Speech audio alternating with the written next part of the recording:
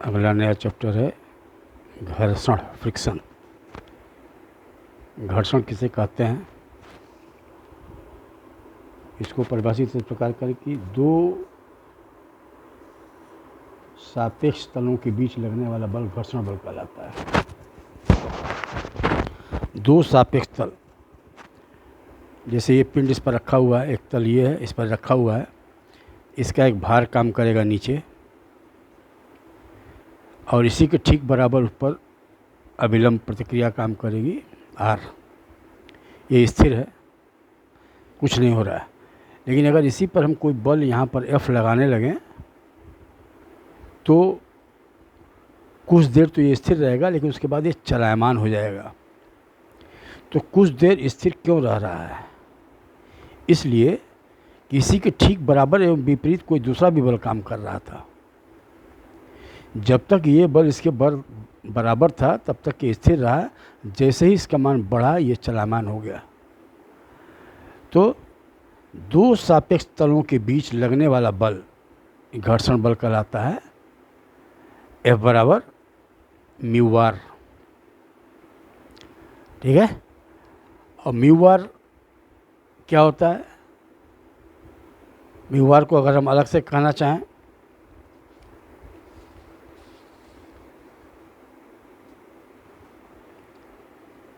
तो म्यू बराबर F by are.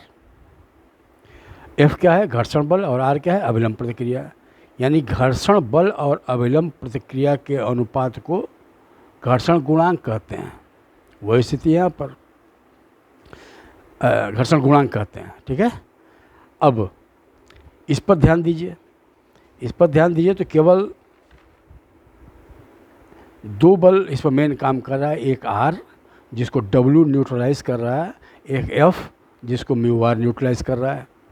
यानी इस पर लगने वाले दो बल कौन से हुए? एक तो R हो गया और एक F हो गया,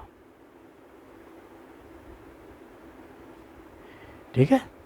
इसको मैंने फिर यहाँ पर ले दिया, एक F है और एक R है। और जब दो बल इस प्रकार काम करेंगे, R को W न्यूट्रलाइज कर रहा है, F को म्यू आर न्यूट्रलाइज कर रहा है, तो इस दो बल जब काम करेंगे तो इसका एक परिणामी बल कोई काम करेगा जो इनके बीच से कहीं जाएगा, जिसको हम S से डिनोट कर रहे हैं। इसको हम परिणामी प्रतिक्रिया बोल रहे हैं, ठीक है। तो परिणामी प्रतिक्रिया और अभिलंब प्रतिक्रिया के बीच जो कोण बनेगा इसको हम घर्षण कोण कहेंगे। परिणामी प्रतिक्रिया और अभिलंब प्रतिक्रिया के बीच कोण को घर्षण कोण, अभिलंब प्रतिक्रिया तथा परिणामी प्रतिक्रिया के बीच घर्षण कोण कहलाता है। S और R के बीच घर्षण कोण फाई। और अगर हम इसको एक त्रिभुज की रचना कर दें, इसको मिला करके एक त्रिभुज की रचना कर दें, ये त्रिभुज बन जाए, तो tan फाई बराबर क्या होगा? लंब बटा आधार। लंब का मान क्या होगा? R F के बराबर होगा। तो tan फाई बराबर लंब बटा आधार, आधार R है, F बाई आर, यानी F बराबर tan फाई R। और इधर हम देख रहे हैं कि F बराबर म्यू आर, तो एक इक्वेशन ये बनता है और F बराबर tan फाई R, दूसरा इक्वेशन ये बनता है। अगर इन दोनों को हम तुलना करें, एक और दो को हम तुलना करें तो पाएंगे कि म्यू बराबर tan फाई हो गया। और tan फाई किसे कहते हैं?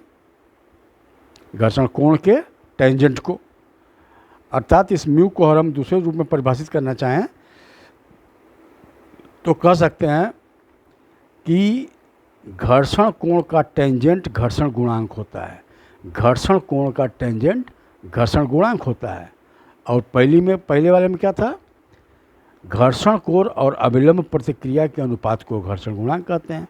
घर्षण बल तथा अभिलंब प्रतिक्रिया के अनुपात को घर्षण गुणांक कहते हैं। घर्षण बल एवं अभिलंब प्रतिक्रिया के अनुपात को घर्षण गुणांक कहते हैं, जिसका मान सदैव 1 से कम होता है, हमेशा 1 से कम होगा। Mu will always less than 1।